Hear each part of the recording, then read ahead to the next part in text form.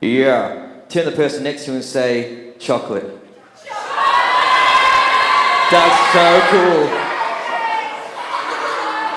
Chocolate cake, chocolate rain.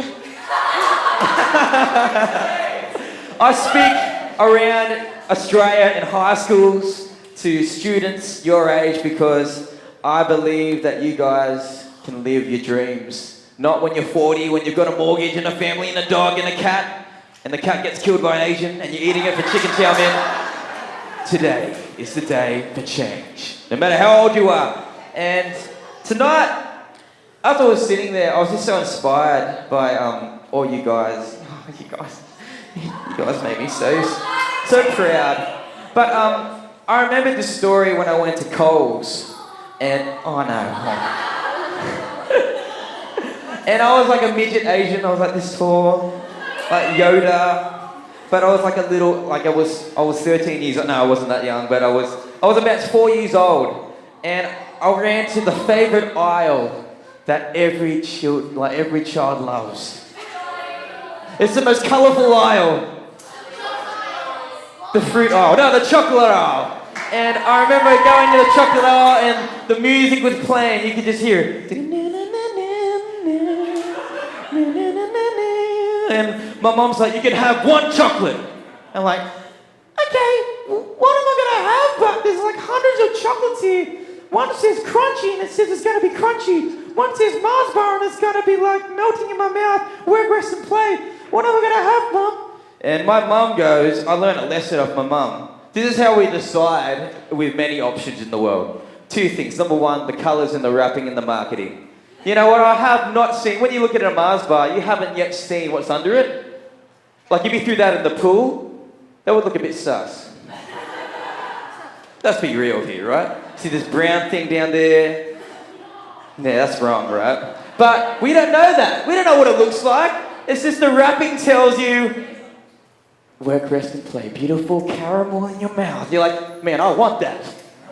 I want that. So the first thing that helps us decide, with many options in the world, what we want to have is the marketing, the branding. You want this. It's going to be crunchy. I need it now.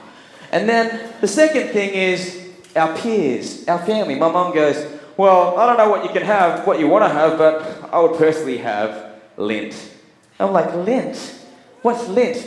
You don't even have to chew. Like, you just put it in your mouth and it does it all for you.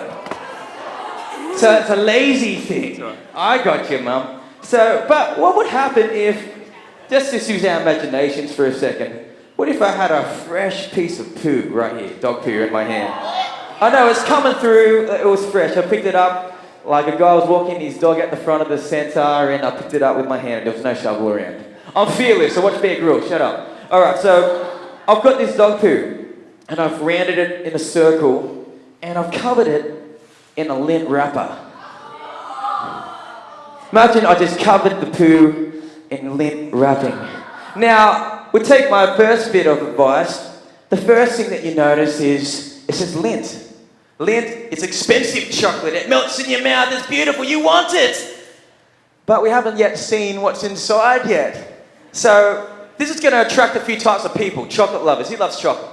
That's awesome. Now, this is going to attract a particular chocolate lover, like someone who's got acquired taste, someone who's got a bit of class, someone who has the taste buds for this. They're willing to pay any price for it, but they haven't yet seen it yet. It's the weirdest thing. So you can only look at lint like this for so long, like before you want to open it. You're like, okay, I'm sold. I want you in my stomach now. But what are they going to get if I've just wrapped up a piece of poo in a wrapping? They're going to be ticked off. They're going to be like, man, I wanted lint chocolate. I paid $10 for that. But I just got the steaming. You get ripped off. And we got sold on a package. We get sold on an image. But underneath it was some completely different thing. You know, I'm a bit of a human fortune cookie.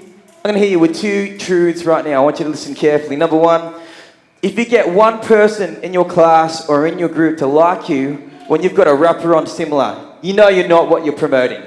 But you get them to like you. You know, 100 Instagram likes when you get that angle and you get all that attention. You have to keep that on the rest of your life. You have to keep that up, man.